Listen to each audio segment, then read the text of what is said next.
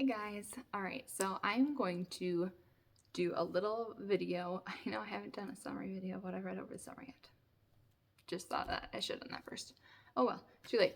I'm going to do a summary video of a series that I have been loving lately. So I have been doing a lot more Kindle reading. I'm pregnant, and so I get tired at night, and holding a book up and like sitting up is work when you're pregnant. It just is. It sounds sad, but it is. And so I've been doing my Kindle because it's lighter and easier to hold up in bed. So I have one book that like I have the book here for, and the other ones are Kindle books. So I'll like try and put the picture up or whatever. But anyways, I have 4 series that I have started, and I'm either partway through or read the first book of, and that I'm loving and excited to keep going. I don't know. I think they're all completed. Don't quote me on that, but they all have at least like 4 or 5 books out, so you can binge all you want. I know sometimes when you start a series, it's sad when you just read one. I recently just read Quicksilver, which I loved, but like it just came out in June or May. June? I think it was June. And so it's gonna be a while before the next one comes out. But anyways, that one will be on the list, but there's only one book out, so if you don't like that, don't read it. But the first book that I'm actually going to talk about is in a completed trilogy called the Threadlight Trilogy by Zach Argyle. This one is actually the omnibus, like Kickstarter special edition that they did, which is beautiful. It's like my most beautiful favorite book ever created, honestly. And I've now started collecting quite a few leather bounds, but this one's my favorite. I think is there a picture of what the cover looks like? No. I was gonna say some of this art is also in his paperback, so I was trying to see if the picture is in the paperback. There's like cool artwork in there. But anyways, these books, there's 3 of them. The first one is called Voice of War.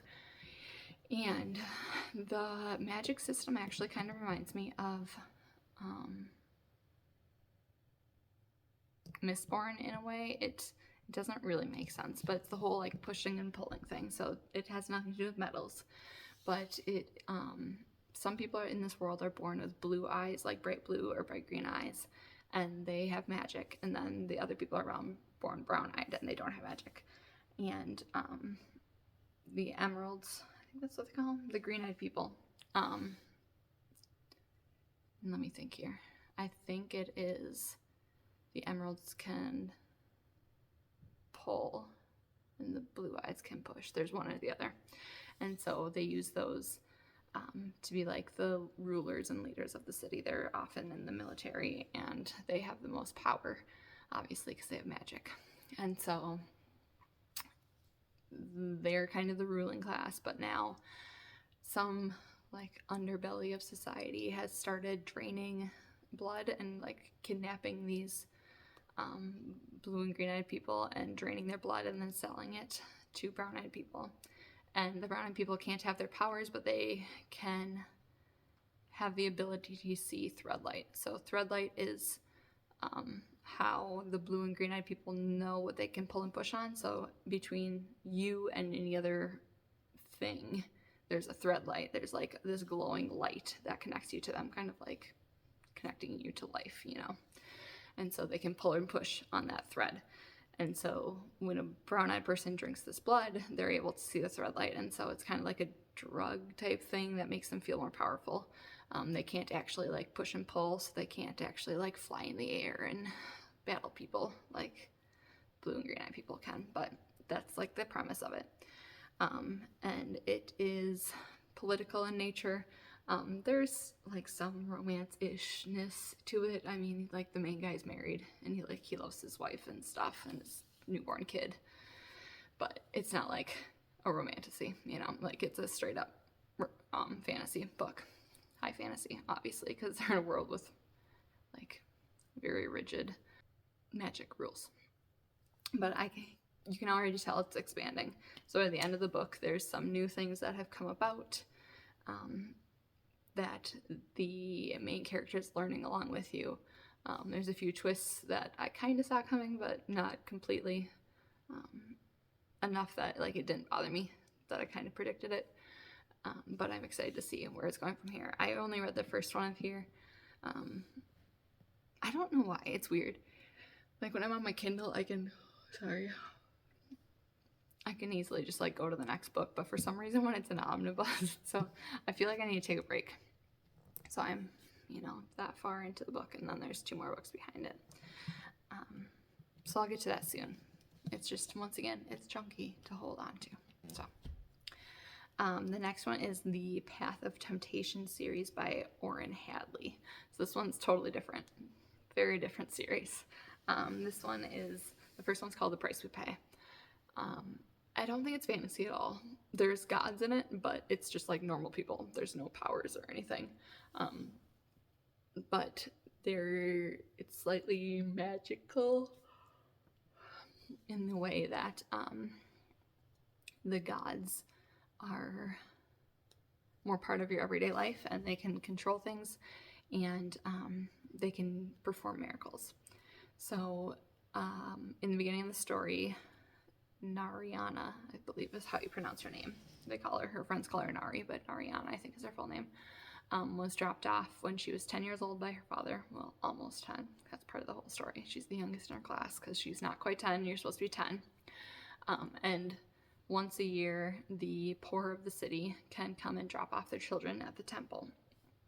And then they'll be like sheltered and fed, and then the family will receive a gold coin, allowing the rest of the family to get food for this winter. So if a family doesn't think that they're going to have enough money to buy food for the winter, they drop off one of their children.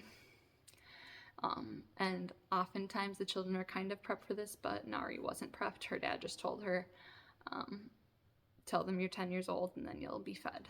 And so she goes there, and then she starts freaking out when her dad starts walking away. And so when you get to the temple, a priest tells you to put your hands in the water, and then 6 gods? Yeah, there's 6 gods there.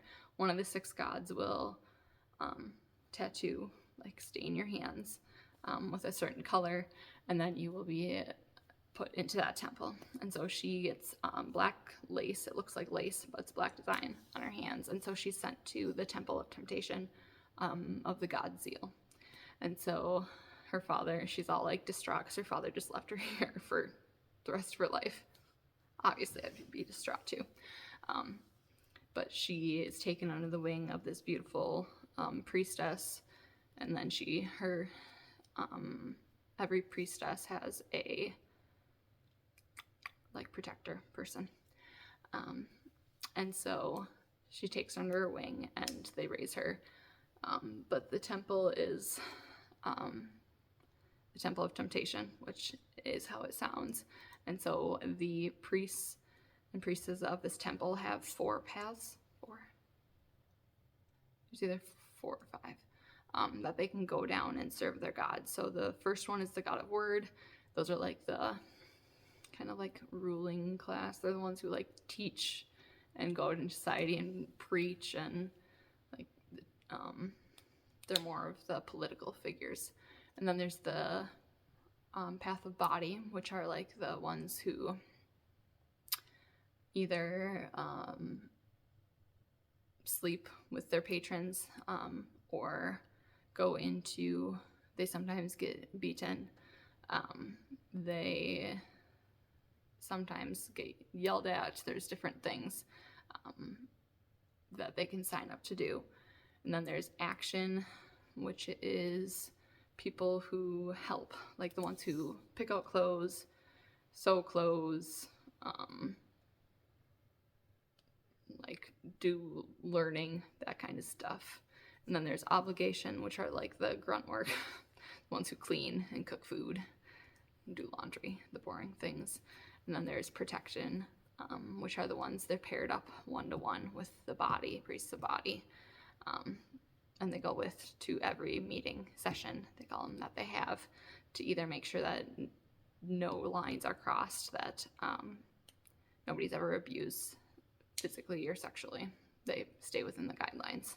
And so the whole premise of the story the whole premise of this temple is that if people get their temptations out with these priests, then they won't do bad things in society. So like if a husband is mad at his wife, he might sign up for a session with a priest or priestess to yell at them and slap them and beat them within certain guidelines, with a protector there, so that way they can stop it if it ever goes too far. Whereas if in society the husband was pissed and he actually starts beating his wife, he might accidentally kill her if he goes too far and nobody's there to stop it. Or else, like a woman can go and sign up for a session with another priestess if she's gay and likes women, then she can go and do that and, you know, have her own sexual life on that side, and then she can still go and marry a husband and have her offspring and continue the family line and the stuff that's expected of her in society, because it's still like a, is it feudal system, where there's like lords who oversee land and groups of people and peasants and farmers and stuff, and so like carrying on the family line is important. Sorry, this is a lot of introduction for this one, but like I read these books, like they're like over 500 pages and it took me like 2 or 3 days. I'm like blown through them. They're great. I'm taking a little break now because I'm like missing sleep. But the 4 main characters are Narayana and then her friends, and it kind of goes through when she's 10 all the way up to, I think she's 19 or 20 now. It kind of skims through the first 10 years in the first book, and then now the second book was mostly just like within like 6 months, and I don't know how far it'll go in the future, but I think there's 5 books total or out so far I saw, and it's on Kindle Limited, which is helpful. I like Kindle Unlimited. It's where I honestly read most of my like romantasy and romance books because I don't like paying too much money for them, which I know is terrible. Sorry, just I'm not gonna reread them, you know. So yeah, it's good. It is spicy. The Temple of Temptation, like it's what you know what you're getting into with it. Like they're literally teaching men and women how to pleasure people, but it's like so much more than that. It's like a found family thing, and it's trying to deal with childhood traumas. The gods are like part of the world, and so there's interactions with gods and what that means and what they expect of you, and are you willing to give yourself over to the god type thing. There's a lot, just a lot going on, but it's really good. The next one you might have heard of already is the Kindred's Curse saga by Penn Cole. The first one is Sparkly Everflame, and it is kind of similar to like Sarah J. Maas type stuff. Like there's fae in it and there's humans. Kindred's Curse is just, it's a very basic fae, but very entertaining and addicting. And if you like Sarah J. Maas, you'll love it type thing. There's a shadow daddy, as they call him, you know, a prince who's crabby and does dark magic, but falls in love with the main girl type thing. I mean, we all saw it coming. Sorry, spoiler kind of, but we all knew that was going to happen. This girl is a human girl. Her mom taught her how to be a healer since a young age. Her mom is a healer to the royal palace, and then her mom goes missing, and so the girl wasn't allowed in the main palace before when she was growing up, but now that her mom is gone, she wants to take over those duties. And there's a war brewing. There's unrest and uprisings and, you know, all the good stuff that makes for an entertaining, quick read. I liked it a lot. It's nothing new, but it's still good. I only read the first round of that one so far. I have the second one on my Kindle ready, and I think there's either 4 books out or there's 3 books out and the 4th one's about to come out, but I think it might be a 5-book series total. Don't quote me on that, but it's there's at least 3 books out, and I think there's 4 books out. I think it's the 5th one that's coming soon. And I know it was originally independently published, or like, I don't even know if it was published in book form or if it was just on Kindle Unlimited, but it is now getting picked up, I think, and republished, so that's cool. And then finally, what was the other one? Oh, The Brown and the Broken by Ryan Cahill. This one, I know you can get some of the books still on Broken Binding. Some of them are sold out already. I think it's just like the last few. that are available still, but they're also on Kindle Unlimited. That's how I read them. But this is another high fantasy world. No romance, really. I mean, you know, there's always like some random subplot lines just because that's like part of life. But it's a high fantasy world. And I want to get this right. Yeah. So there's a boy who was raised in a small village. And then all of a sudden soldiers come in and start killing everyone. And so he and his friends run away. And this group of older, like some of them, I think there's two boys in their like 30s. And then the dad is like, you know, whatever, older, 50, 60, whatever he is. And they're all warriors, and they take him under the wing, and then all of a sudden this legendary egg hatches, and it's a dragon, and he bonds. And the main character is the first Dray lead, they call him, so like a dragon rider, in thousands or hundreds of years, I think it is. Don't quote me on that either, but I think it's like 500 years or so. And so being a dragon rider gives you magical powers, like through the dragon. He shares them with you. But there are a small group of people in this world that do have magic, like, period. And one of the other friends is one of those that you know. And so it all branches from there, and everybody splits off and goes on their different quests and is trying to stop the evil people. The kingdom's in turmoil, as it always is. There's one faction that like overthrew the world 500 years ago when they killed all the other dragons, and so they've been ruling, and now the people are starting to come back and they're trying to fight for freedom again. So that kind of thing. It's good. It has the basic, you know, elves, dragons, dwarves, people, magicians, you know, all the good tagline high fantasy stuff that you know and love. But it's chosen one, but it's not too annoying. Like sometimes the chosen ones are like they're classic fantasy, and they're just kind of, you know, they don't entice me as much, but I like this one a lot. It reads quick. It reminds me of Sanderson a lot. Just like the high fantasy, well fleshed out world building. And so I recommend it a lot. There is a reading order that you want to follow. He has it on his website, Ryan Cahill's website. See if I can link it, but I believe I read Of Blood and Fire, so that's the first novel. I read that one first. There is a novella that he says you can read first if you're one of those people that needs to read chronologically, which I typically am, but I'm glad I read it this way first.